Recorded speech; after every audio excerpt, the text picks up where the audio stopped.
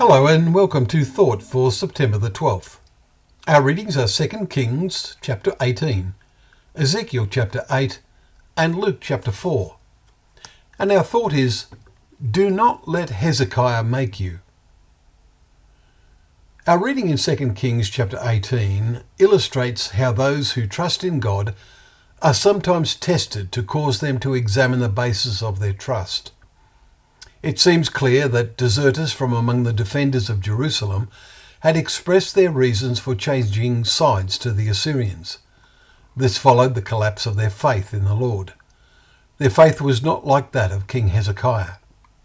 They saw all the physical power of the Assyrians who now surrounded the city, and the sight overwhelmed their faith. Maybe the deserters had helped the Assyrians perfect their Hebrew so that their commander could speak in Hebrew to scoff about the weakness of Yahweh the Lord to the defenders of the walls. The commander said, "Do you think that mere words are a strategy and power for war? In whom do you now trust that you have now rebelled against me?" As we read in verses 19 and 20.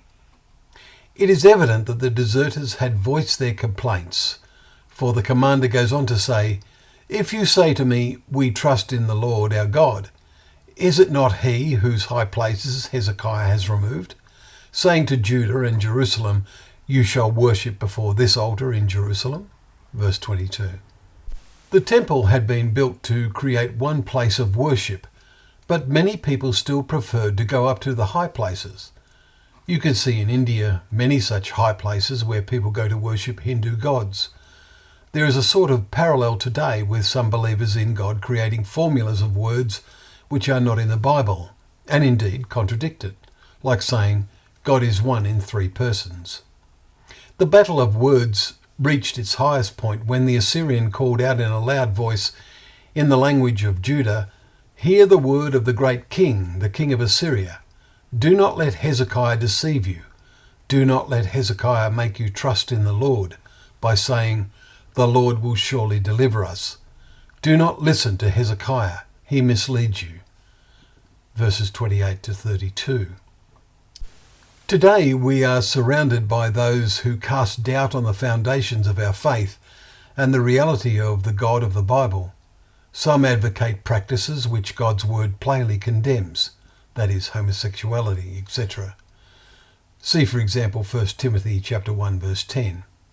Is this undermining our faith? Tomorrow we will read of the reaction of Hezekiah, how he strengthens his faith with the help of God's great prophet Isaiah. A valuable lesson for us to take God's words fully into our hearts and be strong in faith. Well, thank you once again for joining us for Thought for the Day, where together we can open up the pages of God's word, knowing that word to be a lamp to our feet and a light to our path.